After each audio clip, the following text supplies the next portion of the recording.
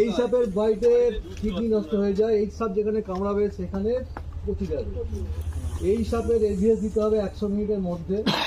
তবে 100 মিনিটের মধ্যে এভিএস দেওয়ার পরেও অনেক রোগী বাঁচেনি। তার একটাই কারণ, এর যে এভিএসটা আমাদের বাংলায় পাওয়া যায়, যে সাপ থেকে তৈরি হয়েছে সেইটা হচ্ছে দক্ষিণ ভারতের চন্দ্রকোনা তৈরি করা হয়। আরে একটু উপরে ওঠেন না। বাইট দেবে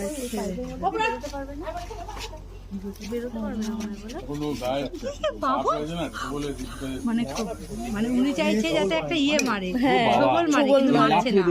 ফস করে দেবে। মোটামুটি 5 থেকে 6 ফুট জাম করতে পারে এই সাপ। পিছনে যত পিছচ্ছে এবার দেবে কোনো পালাবে না তো? ভয় পেয়ে গেলাম, জাম করতে পারে শুনে ভয় পেয়ে গেলাম।